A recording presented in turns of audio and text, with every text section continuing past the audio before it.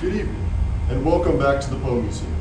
I regret that Pluto and I have lost another one of the museum's guests back here behind the wall. Find out who's back there on tonight's installment of the Curator's Crypt.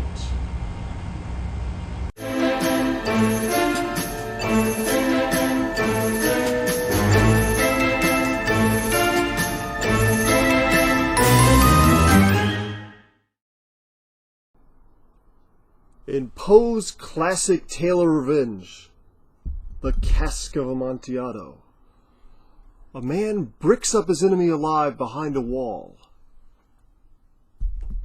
and gets away with the crime. Have you read it? Well, you most definitely should. These are bricks from the house in which Poe was living when he wrote this great story. It's the tale of the ill-fated Fortunato, an arrogant, boastful, rich man who insulted the wrong person, Montressor. And Montressor begins the tale, "The 1,000 injuries of Fortunato I had borne as best I could, but when he ventured upon insult, I vowed revenge." And Montressor set out to have the perfect revenge, one in which his enemy would be punished, but one which would not see Montressor punished or caught. So Montressor knew that Fortunato's great weakness was his connoisseurship of wine. He knew that he boasted of his great prowess in wine tasting.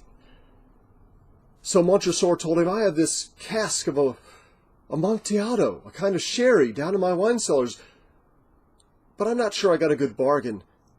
Of course, Fortunato insists on going down there with him, only to find out that these wine cellars are actually Montressor's family crypts, the catacombs under his grand palazzo.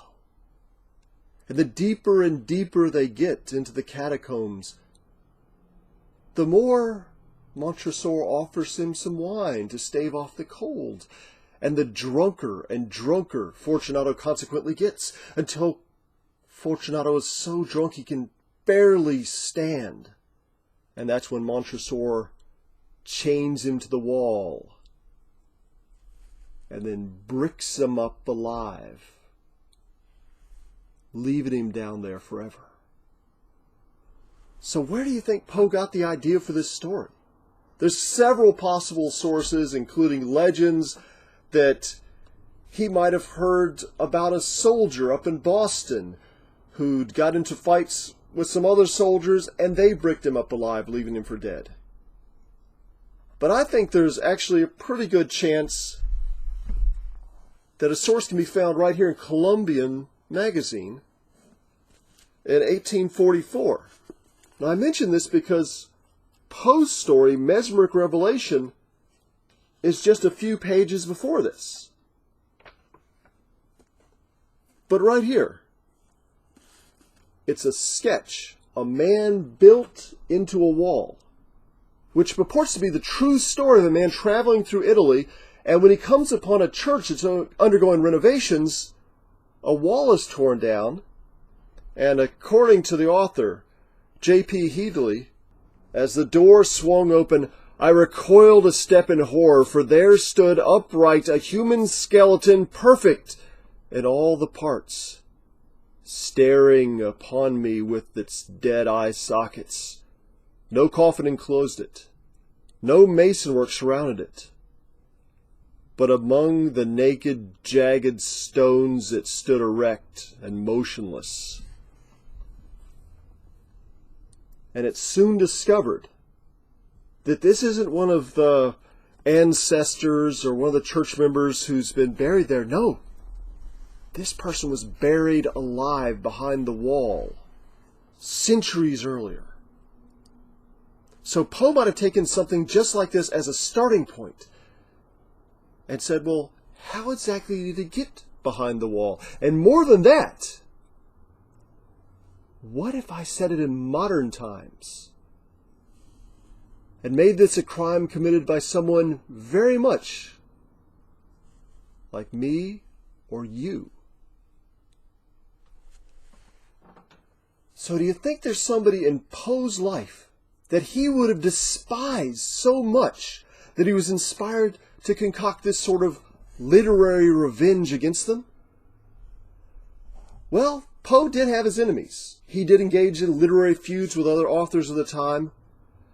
And one suspect that comes to mind is the Reverend Rufus W. Griswold, the man who's known as Poe's worst enemy, the guy who just trashed Poe after his death, wrote a biography that portrayed Poe as a madman, drunkard, opium addict, a scoundrel. But I don't think Griswold is a good candidate for this, because Griswold was a little bit of a coward and waited until after Poe died to really get his revenge. So Poe wouldn't have actually been responding to the biography because Poe was dead by then. But maybe if we look back in Godey's Lady's book, a few months before the Cask of Amontillado, we might find some clues. And back here we do find a series of articles he did called The Literati of New York City, in which he listed all the different authors in New York that he knew and made fun of just about all of them. Sometimes just completely trashing them. And one of his favorites was a person very much like Fortunato. Rich, wealthy, respected, adored. Of course, I'm talking about the most famous poet in the country, Henry Wadsworth Longfellow. Whereas Poe was publishing his things in trashy, cheap magazines sometimes, Longfellow was publishing his poems in leather-bound volumes with gilded-edged pages. And that just irked Poe.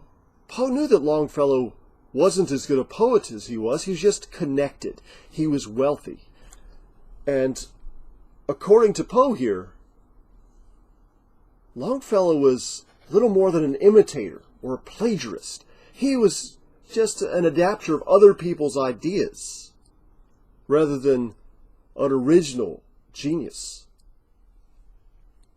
So maybe he's a candidate, but I don't think so. I think that Poe didn't really take it too personally, although sure he envied Longfellow.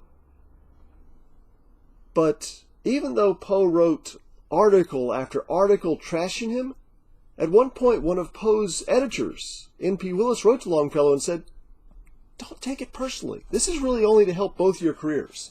So this doesn't seem like something that Poe personally despised, rather than maybe just envied him for his popularity. I think there's a better contender. It's right here. Thomas Dunn English. Now, if Poe ridiculed Longfellow, he flat out trash-talked English. Let's hear some of this.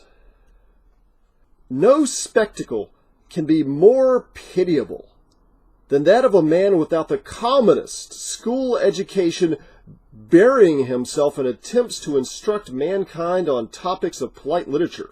The absurdity in such cases does not lie merely in the ignorance displayed by the would-be instructor, but in the transparency of the shifts by which he endeavors to keep his ignorance concealed."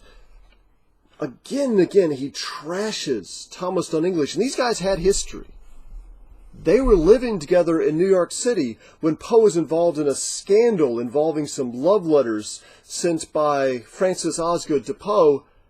And at one point, Poe actually had to defend himself in a duel and went to English to get a pistol so he could have the duel. And English refused him. They got into a fist fight. And according to Poe, he left English bloody on the floor. According to English, Poe was left cowering underneath the couch. So I'm not going to decide which one was lying, which one was exaggerating, which one was telling the truth.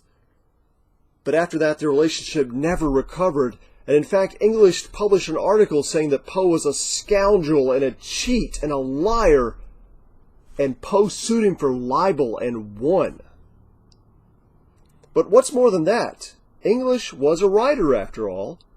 So he didn't restrict his revenge against Poe to merely insulting him, he decided to use him as a character in some of his stories. One of them is called The Doom of the Drinker, about a drunken poet modeled after Poe. Another one is 1842, or The Secret of the SF, in which Poe is portrayed as the drunken poet Marmaduke Hammerhead, who's written a poem called The Black Crow, which makes it pretty obvious who English is talking about.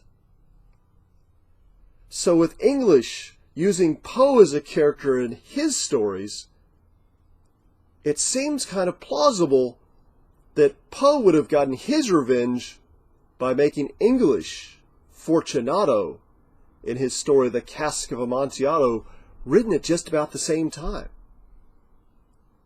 But that's just one of many theories. What do you think? Do you think there's some other character in Poe's life who could have been the inspiration for Fortunato? Let us know in the comments. Before we go, I'd like to remind you that you could have already seen this episode a week ago by supporting the Poe Museum at patreon.com/PoeMuseum. But until next time, I'd like to thank you for joining us in the Curator's Crypt.